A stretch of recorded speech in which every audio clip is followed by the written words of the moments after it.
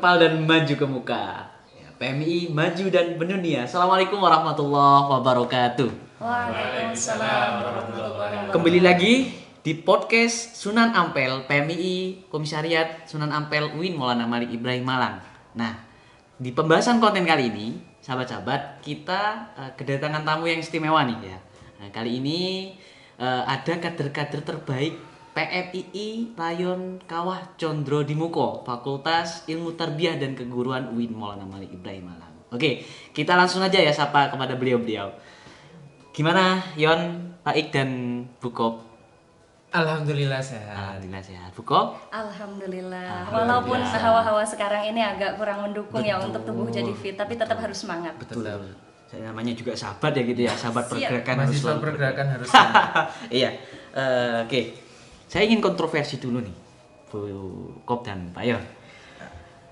Rayon Kawah Condro Dimuko ini katanya menjadi rayon senior, rayon tertua ya. Banyak orang yang bilang, sahabat-sahabat yang lain, wah, rayon PMI Rayon Kawah Condro Dimuko ini menjadi rayon yang tertua di PMI UIN Malang. Jadi rayon senior kan tentunya juga menemukan harus sungkan dan sebagainya ya oleh rayon tertua. Nah, gimana sejarahnya PMI Rayon Condro Dimuko ini, Pak Yon atau Bu Kop? Siapa dulu ini? Silakan. Ya, Pak Yon dulu ya. Ya, mungkin nanti biar bisa ditambahin sama Oke, Bob. oke. Mungkin kalau berbicara sejarah ini terlalu panjang ya. Jadi Iya, mungkin iya. intinya saja, kalau dibilang Rayon Kawah Condro Dimuko ini adalah rayon yang tertua, ini memang benar, secara SK memang rayon kami adalah rayon yang tertua, rayon yang pertama berdiri di Komisariat Sunan Ampel UIN Malang ini. Oke. Kan tapi dulu juga sempat menjadi perdebatan panjang antara mana rayon yang tertua, apakah memang Rayon Condro atau Rayon Ibnu Agil, karena memang dua rayon ini yang paling tua di Sunan Ampel. Betul. Akhirnya mencapai kesepakatan di sana bahwasanya secara SK yang diterbitkan dari cabang itu memang Rayon Condro yang paling tua, yaitu berdiri pada tahun 1995. Wah, cukup tua nih berarti Pak Yon ya. Tua memang Iya, Rayon iya, Kawah iya. Condro Dimuko. Berarti Memang seperti itu. pantas dikatakan rayon senior lah daripada rayon. Kayak gitu kasarannya Agak ya. gimana gitu. Oh iya, kalau betul. dikatakan rayon senior gitu, karena sama aja. Iya, iya, Cuman iya. hanya berdiri lebih dulu. Oh iya. Ya, pada mulanya ini kan dulu di Tarbiyah itu cuman ada 3 jurusan yang pertama berdiri. Itu ada jurusan PAI, PIPS sama PGMI. Jadi awalnya tahun itu Rayon Kawah Condro Dimuko ini menaungi 3 jurusan itu, hingga singkatnya sampai sekarang menaungi 8 jurusan yang ada di bawahnya. Oh iya. Tuh, jadi ada PAI, ada PIPS, ada PGMI, ada MPI, ada PPA, ada TBI, TMTK sama PIAUT. Ada 8 jurusan. Ada 8 jurusan. Ya, Tapi digadang-gadang katanya mau nambah jurusan nih kayaknya nih ya. katanya seperti itu. Ini juga iya. dilematis juga Iya, ini kalau iya. mau nambah. Karena mahasiswa tarbiyah ini kan paling banyak di Iya, fakultas betul, tarbiyah ini, betul, mahasiswanya betul. paling banyak gitu. Jadi kalau nanti memang mau menambah jurusan ini jadi tantangan tersendiri buat kepengurusan nantinya. Ya. Itu sih, Dari sekilas melihat dari- dari track record sejarah yang memang awal muncul daripada rayon yang lain kan juga memungkinkan ada tokoh di situ, ada tokoh di balik sejarahnya berdirinya PMI Kawah Condro Dimuko ini. Nah, mungkin bisa dijelaskan secara singkat atau diceritakan siapa saja sih tokoh-tokoh yang mungkin berpengaruh berdirinya PMI Kawah Condro Dimuko. tokoh yang berpengaruh berdirinya rayon. Betul. Bukop, ada tambahan? Kalau kita bilang tokoh ya, tentu saja kalau tokoh yang paling berpengaruh tentu saja ya yang paling awal gitu, Betul, yang betul. menggagas Iya, gitu ya. Tapi kalau misalkan kita berbicara sejarah, tadi sudah dibahas sama Pak Iya. Yon ya, maka kita sekarang menuju ke pembahasan yang sebenarnya ini perlu diketahui gitu kan Iya, ya. betul. Nah, tokoh-tokoh siapa aja sih yang istilahnya jadi pentolan gitu ya? Oh, tahu Condro gitu. Iya. Kalau sekarang ini ya, mungkin yang paling dekat ya, yang paling dekat itu ada Pak Rektor kita, Prof Zen. Nah, Iya, itu juga iya. salah satu tokoh sahabat Condro. Sahabat Condro ya. Kemudian ada juga tokoh-tokoh yang sekarang menduduki kursi di Senayan. Oh, ya, iya, iya, ada Bu Lulu Nur Hamidah, itu Iya, dulu iya. juga di Rayon Condro, yang beliau itu juga menekuni di bidang kekoprian. Dulu pernah bahkan Bu Lulu Nur Hamidah ini jadi ketua Kopri PB. Jadi ketua Kopri PB asalnya dari Condro. Betul. Selain itu juga ada Cak Hasan. Cak Hasan DPR RI ya? Betul Oh, iya, sekali. iya. Nah, Oke, sebenarnya masih banyak lagi sih, karena ya tanpa mengurangi hormat kami kepada para pendahulu. Nah itu mungkin sedikit tokoh yang bisa kami sebutkan gitu ya. Oke. Lebih lanjutnya sebenarnya ada banyak sekali tokoh-tokoh ada yang banyak. berpengaruh gitu, dan tokoh-tokoh yang memang memiliki sumbangsih besar gitu untuk Rayon. Jadi secara tidak langsung memang tokoh-tokoh yang lahir dari rahim PMI Kawah Condro di Muko ini memang wow lah ketika di dunia luar ya seperti itu ya. Ini juga berpengaruh sekali dengan perkembangan zaman saat ini di Bisa PMI. menjadi orang yang bermanfaat. Nah, itu intinya. Iya, betul. Itu tadi kan yang disebutkan Bukop itu adalah contoh orang-orang besar yang lahir dari Rayon Kawah Condro di Muko di bidang politik. Tapi kan tentunya senior kami ini kan juga menyebar di segala lini gitu. Ada yang di bidang bisnis, ada yang di bidang bahkan apa namanya Bukop kalau kayak menggagas kayak gerakan Tuban menulis, kampus desa kayak gitu kan juga ada, intinya tersebar di segala lini lah. Kalau untuk di Fakultas Tarbiyah sendiri mungkin sahabat-sahabat ini mahasiswa tarbiyah ini bisa melihat beberapa yang menjadi dosen seperti Bapak Abu Bakar, Betul. ya, ada Bapak Alvin Musikawan, itu adalah beberapa dosen yang lahir dari Rayon Kawah Condro. Jadi Kawah Condro di Muko ini benar-benar menggodok kadernya itu menjadi orang-orang yang bermanfaat di multisektor sebenarnya. Karena kadang orang itu berpikiran gini, di Fakultas Tarbiyah cuma jadi guru gitu. Padahal kita Dosen itu juga masuk ya. di semua sektor Betul, gitu ya. betul. Sektor. Walaupun dari pendidikan bisa masuk di dunia politik, Iya, betul. bisa di dunia bisnis seperti itu. Tentunya juga barokahnya PMI ya. Saya sepakat dengan itu. Oke. Nah, kira-kira umur dari PMI Rayon Kawah Condro di Muko tahun ini umur berapa sudah? Berapa Pak? Per hari ini Rayon Kawah Condro di Muko sudah berumur 28 tahun. 28 tahun, waktu yang sangat lama ya juga ya. Belum lama ini baru harlah. Oh, baru harlah ya. 2 Juli kemarin. Ya ibu tempengan aja ya. Ya tapi kan kalau kita melihat secara sejarah memang cukup lama. Tapi kan di balik itu bukan lihat sejarahnya ya, tapi terlihat perjuangan-perjuangan bagaimana perkembangan PMI Kawah Condro di Muko kan seperti itu ya. Jadi mungkin yang kita bisa edukasikan kepada calon-calon kader tentunya ataupun sudah yang menjadi kader itu bagaimana kita merefleksikan kan ya seperti itu ya. Oke. Terus kegiatan hari ini nih kira-kira yang mungkin bisa di up di media atau dipublikasikan di kawan-kawan atau sahabat-sahabat mahasiswa itu per hari ini kegiatan apa saja sih? Kegiatan yang ada di Rayon Kawah Condro di Muko. Betul. Nah, ini kan mumpung ada saya, ada Bukop. Jadi nanti kita bisa ngobrol kayak sesuai yang kami tangani gitu ya Bukop. Iya. Nanti mungkin Bukop bisa fokus ke kegiatan-kegiatan yang sekiranya relevan untuk mahasiswa khususnya yang perempuan gitu mungkin. Betul. Kalau per hari ini mungkin bisa saya kasih apa namanya Mas ya? Kayak apa namanya sahabat ya? Kayak sebelum saya sedikit mau meluruskan gitu. Kalau Gimana? sebenarnya prinsip dari semua organisasi menurut opini saya, opini saya itu kan sebenarnya prinsip dari semua organisasi yang kita ikuti itu kan sama. Jadi bukan perihal apa yang bisa kita dapatkan dari organisasi, tapi apa yang bisa kita berikan untuk organisasi. Karena pada hakikatnya organisasi ini kan hanya sebuah nama. Akan tapi organisasi ini bisa besar karena orang-orang yang ada di dalamnya. Tentu saja karena rayon kami ini adalah rayon yang berdiri di Fakultas Ilmu Tarbiyah dan Keguruan, maka tentunya kegiatan-kegiatan yang ada di rayon kami yang tentunya juga relevan dengan fakultas kami, diantaranya ini sebenarnya ada banyak ya, dan nggak hanya berfokus di dunia pendidikan saja tapi juga banyak. Waduh, maaf ini ada ada sedikit gangguan. Jadi karena mahasiswa tarbiyah ini kan adalah pendidik, identik dengan biasanya apa kalau pendidik itu kayak membuat karya-karya tulis, jurnal. Nah, kami juga punya salah satu ya. Kami kan punya salah satu LSO itu namanya LSO Jurnalistik Penelitian dan Pengembangan Jelibang. Itu adalah salah satu LSO yang tupoksinya adalah untuk mengembangkan minat dan bakat dari sahabat-sahabat yang Rayon Kawah Condro di Muko di bidang penelitian dan pengembangan kayak buat berita, kayak mau nulis-nulis jurnal dan lain-lain seperti itulah. Kemudian kita juga punya biro-biro lain, ada beberapa LSO lain yang tentunya itu juga kurang lebihnya bisa lah mewadahi daripada minat dan bakat sahabat-sahabat. Kalau misal ada sahabat-sahabat walaupun mahasiswa tarbiyah tapi senang dengan alam, itu ada LSO Laskar Alam. Kalau ada yang suka dengan olahraga, ini kita juga punya LSO olahraga. Kalau minat untuk memperdalam intelektualnya, kita juga punya biro intelektual. Intinya total ada 5 biro dan 5 LSO, dan juga ada 1 PSO Kopri yang mana hari ini sudah ada PSO. Kurang lebihnya seperti itulah. Nanti kalau mau tanya-tanya lebih banyak, kalau diceritain di sini semua kan nggak cukup. Nanti kalau kita kontak ketemu person ya. Ya, bisa itu tanya-tanya. pentingnya. Kalau kita cuma sebatas ngobrol ya. Itu oke.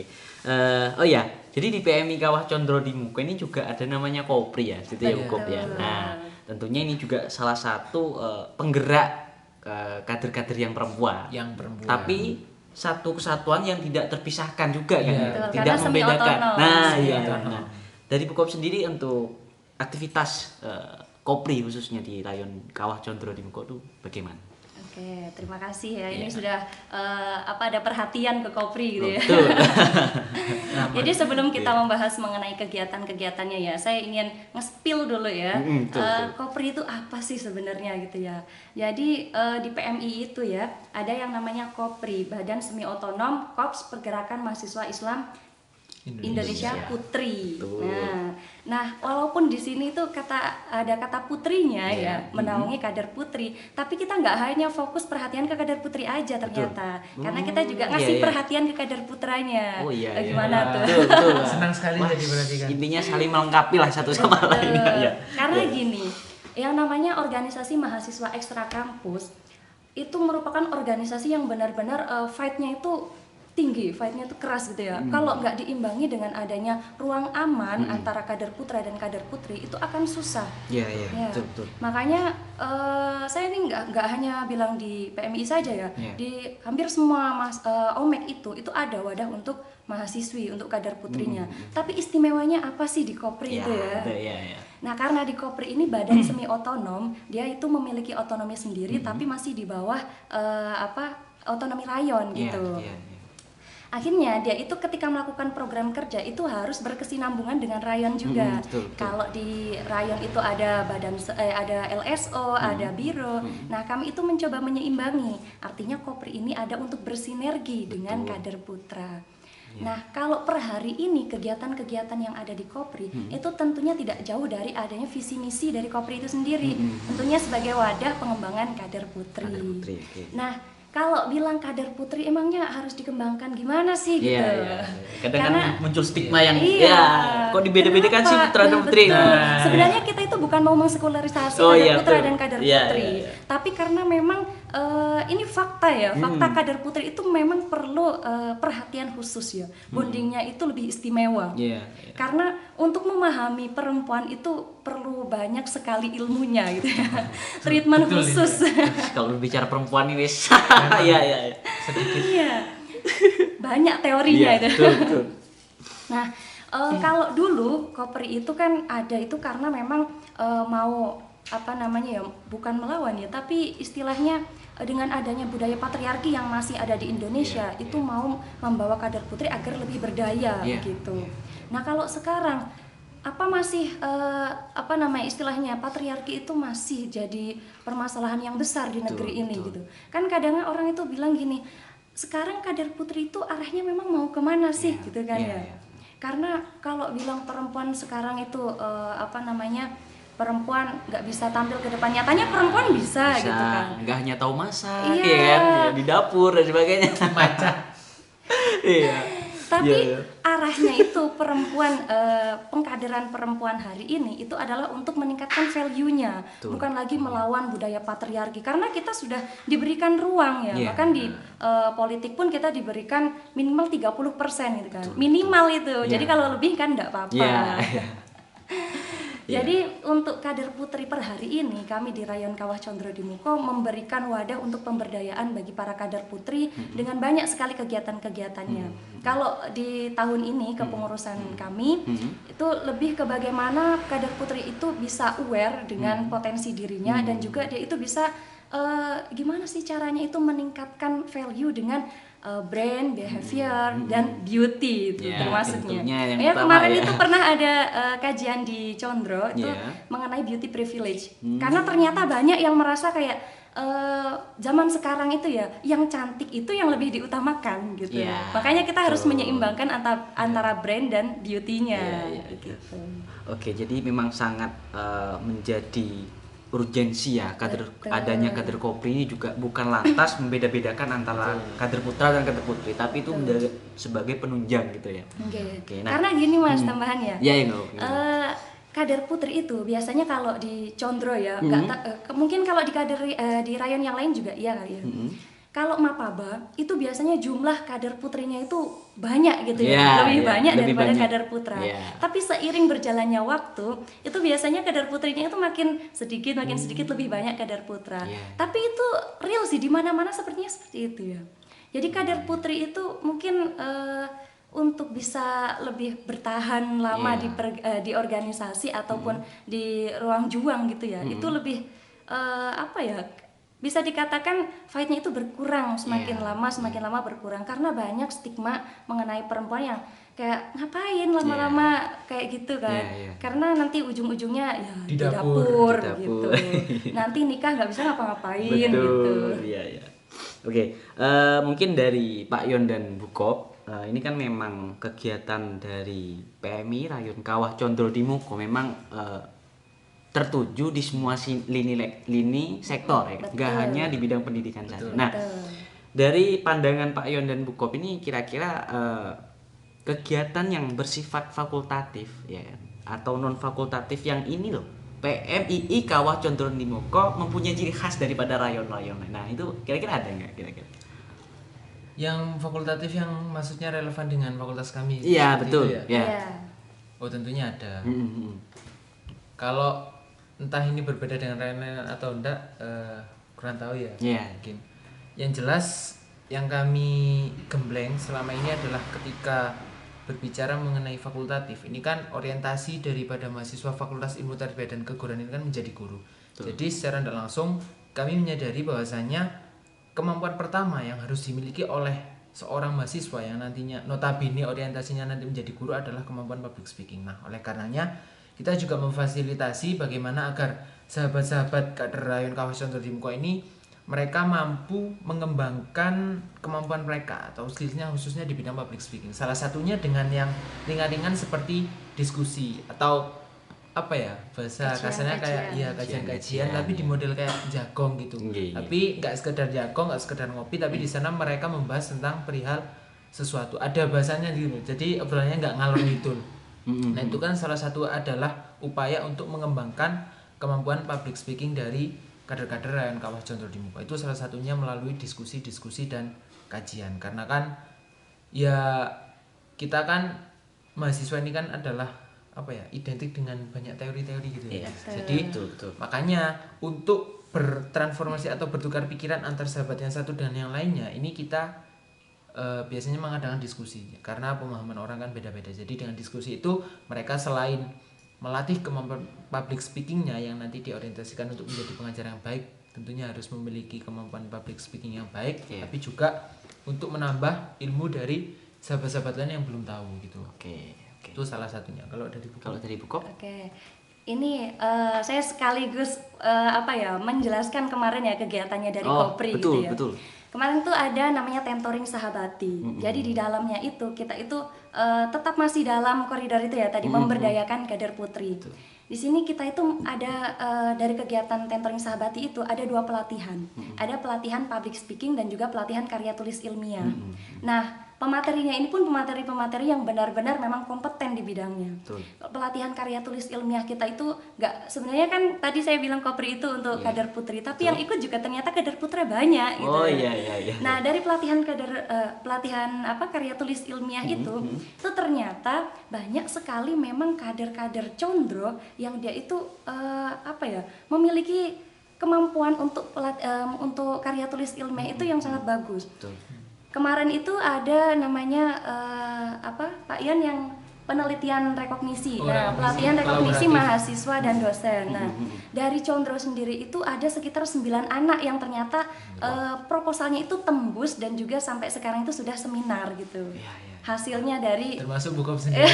Pak Yun juga. Iya. Masih Iya. tidak Jadi- dilakukan lagi memang.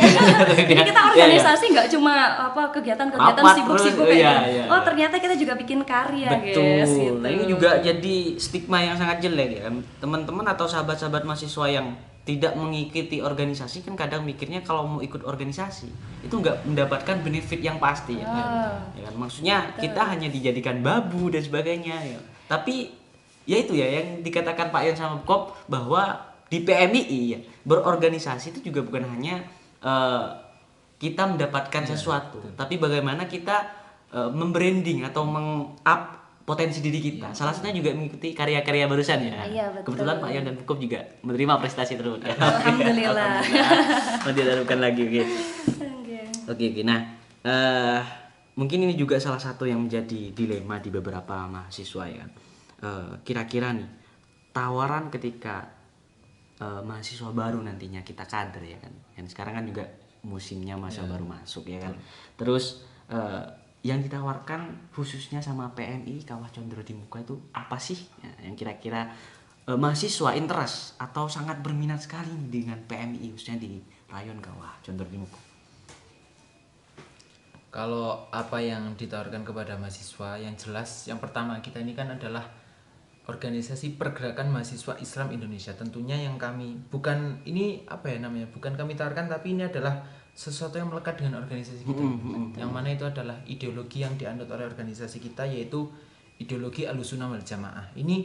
Dan ini juga sering saya sampaikan kepada sahabat-sahabat pengurus yang lain bahwasanya tujuan dari kaderisasi ini bukan semata-mata hanya karena kita memperbanyak kader, golek kader dan lain-lain itu yang Iya, sering iya. orang-orang sampaikan itu. Laras. Tapi kita juga membentengi mahasiswa-mahasiswa ini daripada aliran-aliran yang menyesatkan. Betul. Karena kalau berbicara tentang ideologi ini kan dalam Islam pun itu kan juga mungkin sahabat-sahabat yang lain juga tahu bahasanya ada sebuah hadis yang meriwayatkan bahasanya nanti umat Islam akan terpecah belah dan hanya ada satu yang selamat, yaitu al-jamaah. Nah, itu adalah sesuatu yang benar-benar jadi komitmen daripada organisasi PMI ini. Oke. Jadi itu bukan lagi tawaran, tapi ini memang sesuatu yang melekat dari PMI gitu. Jadi ya itu tadi, kita juga bertujuan agar mahasiswa-mahasiswa ini terselamatkan daripada ideologi-ideologi Islam yang berbahaya gitu. Karena kita tahu kan kalau di UIN sendiri walaupun universitas Islam negeri tapi mahasiswanya juga heterogen gitu ya. Iya, Banyak betul, sekali dari bahkan tidak menutup kemungkinan beberapa mahasiswa ini mereka masuk ke UIN dalam kondisi apa ya bahasanya kalau sedikit kurang ilmu agamanya gitu loh. Apa bahasa halusnya gitu ya. Iya. Kayak Religious kayak ya. iya kayak kurang gitu pemahaman. loh. Nah, takutnya mereka nanti tergelincir pada paham-paham yang itu malah menyesatkan mereka gitu. Iya. Kalau menyesatkan ini terlalu kasar. Belok Iya. sesat lah. Sesat Belok, lah. terus Iya, nanti bener. akhirnya sampai berani ke orang tua dan Iya, lain-lain. nah itu, iya. Itu. Ya, Apalagi kalau Bu? dari Bukop sendiri? Oke. Sebenarnya saya hanya menambahkan Iya. gitu ya, karena memang benar organisasi itu sebenarnya memang sangat diperlukan untuk Iya. mahasiswa ya. Betul. Kalau di Rayon Kawah Condro di Muko ini sendiri karena memang basicnya di bidang pendidikan, kita itu dan tidak jauh dari namanya PMII gitu ya. Tadi disebutkan Ahlussunnah wal Jamaah memang itu lebih kepada intelektual dan religius gitu. Iya, Jadi intelektualnya kita jalan, religiusnya juga iya. Jadi bisa menyeimbangi gitu. Oke. Berintegritas gitu, terintegrasi. Iya, integrasi banget.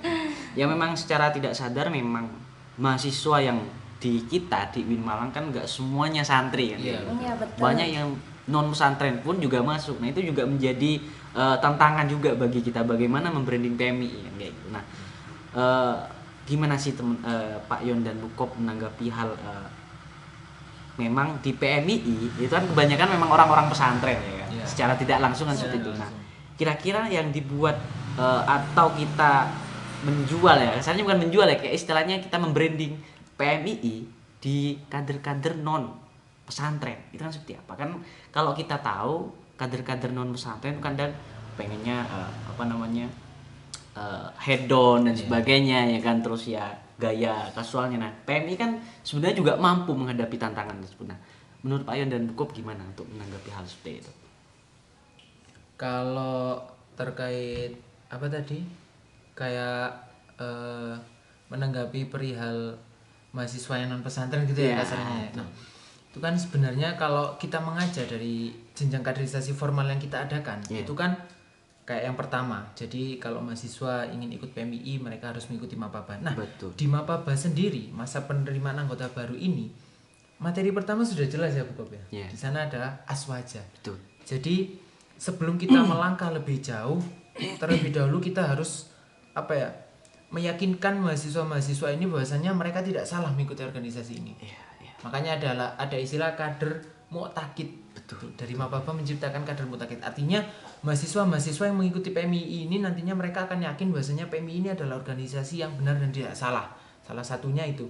Kalau untuk mahasiswa non pesantren, jadi mereka nanti mungkin ada yang baru dengar istilah aswaja itu apa. Iya. Mungkin beberapa orang cuma tanya, ya aku pokok Islam gitu. Iya. Makanya di sana di materi pertama ada aswaja. Nah, di sana nanti mahasiswa-mahasiswa, sahabat-sahabat mahasiswa yang mengikuti PMI ini, mereka terlebih dahulu akan diberi pemahaman tentang aswaja. Apa sih aswaja itu? Nah, jadi Islam sendiri itu ada banyak golongan. Terus mana yang harus kita pilih, mana yang harus. Nah, itu salah satunya dengan materi aswaja itu tadi. Kalau untuk mengenalkan kepada mahasiswa-mahasiswa yang pesantren. Kalau untuk mahasiswa yang pesantren kan mungkin mereka udah mengenal ya. Jadi nanti tinggal pendalaman aja melalui sekolah-sekolah yang diadakan oleh rayon seperti sekolah aswaja dan diskusi apa yang mengenai keagamaan itu untuk memperdalam mereka yang sudah tahu tentang aswaja sih. Oke.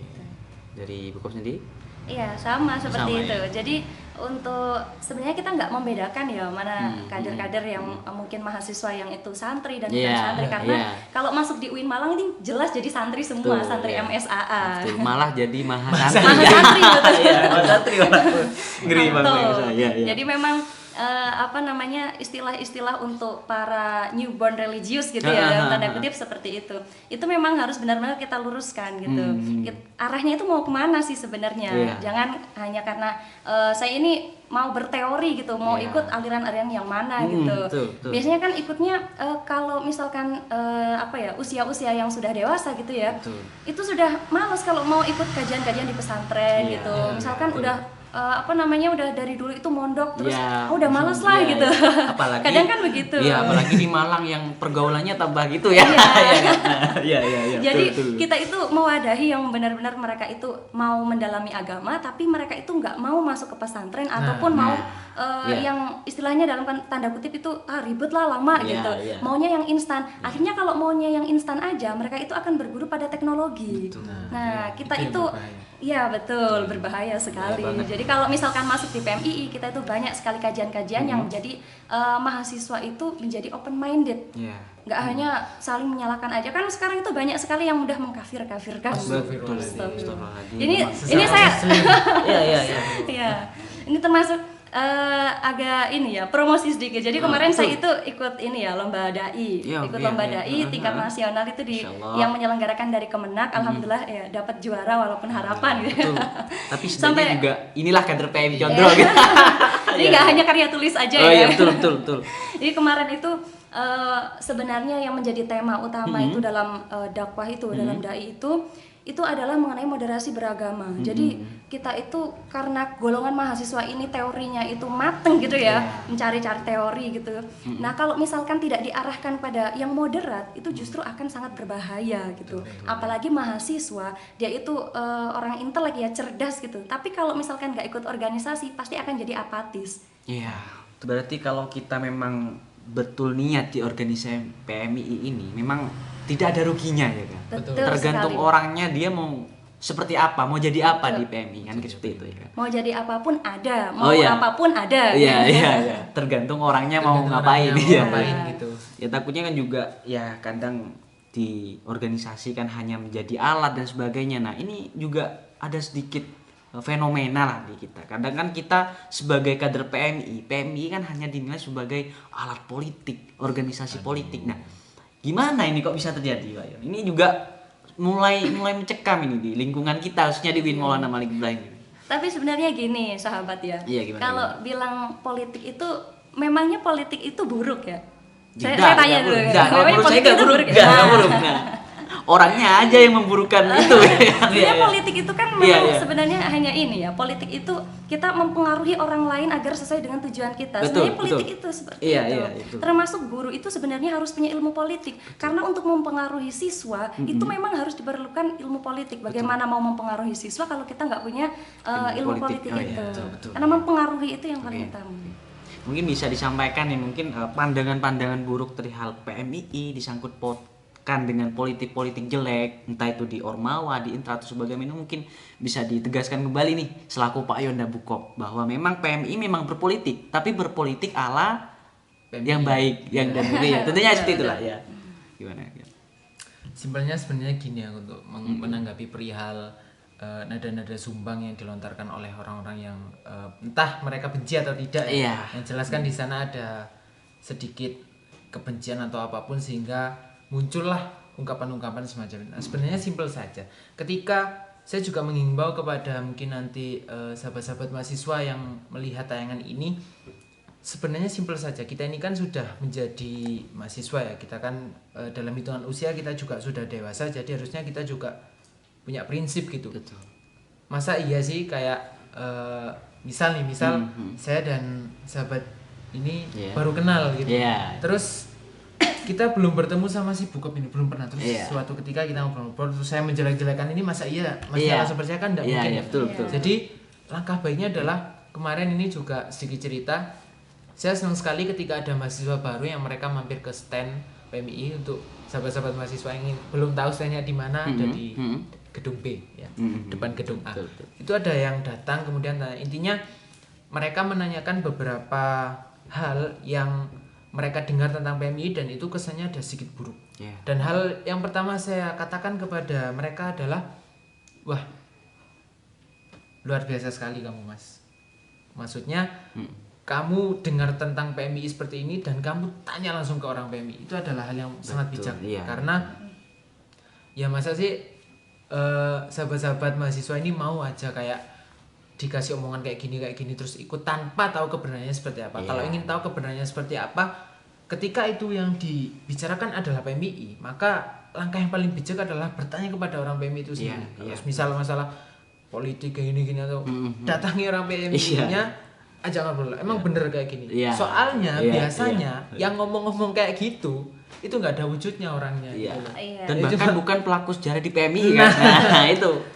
Bahkan nggak tahu ini mahasiswa Win apa bukan. Itu. Dan itu nggak jelas. Iya. Mereka itu cuma menggulirkan isu gitu loh. Iya.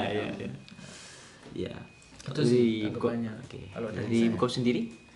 Jadi ya memang seperti itu ya Pak Yon ya. Kalau misalkan kita mau berbicara mengenai politik gitu kan ya. Tadi masih politik kan Masih politik, bahasanya. ya. Sebenarnya politik itu kalau dari saya sendiri ya, politik itu nggak selamanya itu buruk gitu kan. Jadi kalau misalkan kita mau terjun di dunia politik ya terserah kamu mau ikutnya ke yang buruk atau yang enggak. Itu Iya. kan berarti kembali ke diri masing-masing Betul, kan, seperti itu. Kalau misalkan katakan sekarang ini PMII ini bisa apa namanya ya, dalam dunia politik itu bisa kuat gitu ya. Ya berarti memang karena kader-kadernya itu kader-kader yang baik begitu. Betul. Berkualitas tentunya. ya. Betul, berkualitas dan Oke, kompeten. betul. Ya memang tidak dipungkiri PMI memang kalau dikatakan organisasi politik iya ya kan. Tapi perpolitiknya bukan politik hanya praktis ya kan. Iya. Bukan berpolitik praktis, tapi politik bagaimana teman-teman bisa membawa kejelekan ke kebaikan kan seperti itu ya. Betul, karena memang misalkan ya dalam di Indonesia inilah katakan seperti ini ya. Untuk misalkan ada apa namanya tempat pelacuran katakan Iya, seperti itu iya, ya. iya. 1000 fatwa ulama itu akan kalah dengan 1 SK dari presiden. Iya, betul, Ya kan? betul. Iya. Makanya kalau misalkan orang-orang baik nggak mau terjun di dunia politik, Nah, ya iya. politik isinya orang-orang jahat terus. Iya, gitu. betul. Ya memang seperti itu. Memang kader-kader PMI memang harus bisa terjun di situ ya. Betul. Betul. Mungkin yang terakhir nih ya, Pak Yon dan Bukop, kita mau berpisah ini ya. Sekarang kan Next harus memang lagi sih. betul lanjut di kopian mungkin Iya. ajak Boleh. calon-calon kader lah seperti itu ya. Nah ini pesan untuk mahasiswa baru ini ya. Ini kan memang sudah masuknya mahasiswa baru di kampus kita. Nah pesan untuk maba 2023 khususnya Fakultas Tarbiyah dan Ilmu Keguruan. Nah yang sangat berkaitan dengan PMI itu seperti apa? Dan bisa jadi sahabat-sahabat atau calon-calon sahabat ya kan, itu nanti bisa tertarik banget masuk di PMI khususnya di rayon Kawah Condro Timur kok. Terus gimana pesan dan kesannya mungkin?